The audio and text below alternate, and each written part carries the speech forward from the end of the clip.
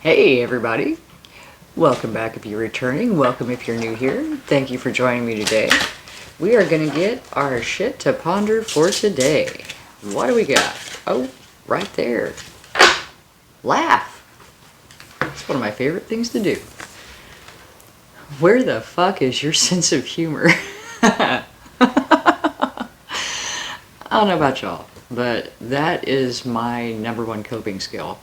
To the point of being extremely inappropriate, finding the humor in things.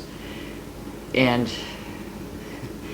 it can be tasteless, but if the only thing you can find about a situation to laugh about is tasteless, go for it. Because humor is one of the best coping mechanisms, and I shared in a video earlier this week, like, things are kind of heavy for us right now. Just a lot going on, you know. The outcome is good. It's just a lot in between that has to happen that, you know, chaos is, I don't know if you can read the sign, but it says, I run on coffee, chaos, and cuss words, or chaos, coffee, and cuss words. Something like that. It's very true. Very true. And humor. A lot of humor. So just to be more fun about the situation, I got us a couple of inflatable T-Rex costumes because everything's funnier if you're doing it in an inflatable T-Rex costume. So if you've got to do a bunch of dumb shit you don't want to do, but you can laugh about it, that makes it better. Just throughout the day, like, again, we've had a lot going on. So we were at another relative's house and my guy was replacing their ceiling fan.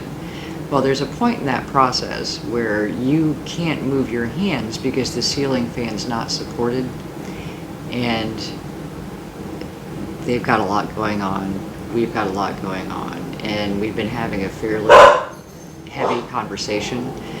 So he reached that point where he couldn't do anything but hold the ceiling fan, so I walked over and de-pantsed him. I made sure he kept his boxers on, don't get me wrong, but it lightened the moment. I thought one of the guys was going to fall out of his chair. It's something that is not uncommon for us, anything to lighten the moment. Food fights are not off the table, water fights, random stupid anything, because life is too serious.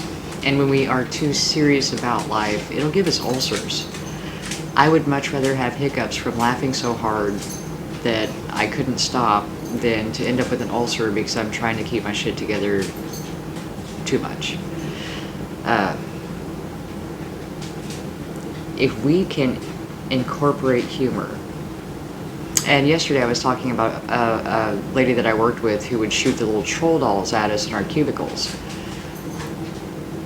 Usually something random and unexpected is going to break a feeling, an emotion, a vibe. Like if you walk into a room and there's that vibe, if you can do something random to break it, it just like everybody redirects. And I'm dealing with that a lot right now. We actually have a relative who just went into memory care, and if you've ever dealt with someone with Alzheimer's, dementia, they can get on a tangent pretty fast. And so I've become like the court jester. I've worked with people with memory care. You know, psychology is my thing. That's what I do. And not everyone who's around is well versed in that, and it's like you can't be too factual, or you know, you're not going to reason or rationalize with someone whose brain doesn't work right. So I'll just shock him. He'll say something that's just random and I'll shock him, and then he's back on a different track. He's laughing, he's happy, we're good to go again. But you know, if you try to sit there and explain it out, they're just going to get more angry. So humor is one of the most powerful weapons that we have to survive this lifetime, this life's journey. And when we can get to a place where the first thing we look for is the humor in a situation, there always is. There always is. And if there isn't, find ways to bring it in. De-pants your guy. It depends on the context. Something random. Break it up. Pillow fight. If you're having a disagreement with someone and you start to giggle and then tickle them, break it up. Break the heaviness. There's enough heaviness, and the more we can lighten it up, that also puts us in a mental place where we're more able to, we've had an endorphin release. We've released tension. Our outlook is sunnier because we've laughed. I used to, if I was having a bad day, I've gone through, I think, 6 DVDs, and not to give away my age, but it started with VHS, of the movie Airplane. It's probably one of the dumbest movies ever made, and I can go verbatim, line for line through the movie, but I cackle every time I watch it. It's still funny. Dumb movies. Whatever works for you, or, go be a kid. Go just be a kid. If I've had a bad day, I will stop at a playground and play on the park. In the park. Not on the park. In the park. Anyway. We tend to, the way our brains work, actually, if you get into a negative mindset, you get the snowball avalanche effect. Because one negative thought will attract another negative thought until you are attracting every negative thought your brain can kick up. And that's where that snowball avalanche effect, and you can catch it up here at the top when that little snowball starts to roll, and pick it up and throw it at somebody and laugh.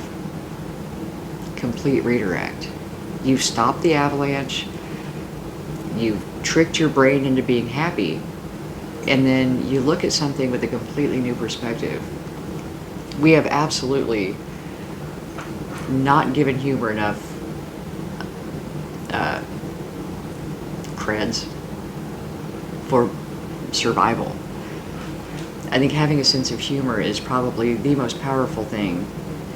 And there are situations where people use humor to mask their depression, to mask their feelings, and that is also unhealthy. We've lost so many great comedians because of that. But using humor just as a method of coping through a situation will make it so much more livable. When you can look at the irony and be like, well, what do you know? I heard a story, there had been a tornado that went through a neighborhood, and the families had just gotten back into the neighborhood, just assessed the damage and things like that, and the one family was just, they were just sobbing, and I don't know what we're gonna do. And the other family was standing on the street looking at their house, and they had an upstairs bedroom, or an upstairs bathroom, and all the walls were gone. It was just the toilet. You stand from the street and see the toilet, and they're all standing there, and one of them went, well, I guess we shouldn't use that bathroom. And they all just started laughing. The circumstances weren't changing, whether they stood there and cried or they stood there and laughed. They chose to laugh. And I think when we can choose to laugh, it makes life much more easy to navigate. At least more fun. And we need more of that. So, laugh. Where the fuck is your sense of humor? And if you don't know, find it. Start looking for funny things. Just, irony, sarcasm, beautiful, beautiful things. And today, I hope you find something that gives you a good old belly laugh. The kind where you almost pee your pants and you get the hiccups. It's not many things better than that. I hope this helps. Wishing you a wonderful day, and I will talk to you soon.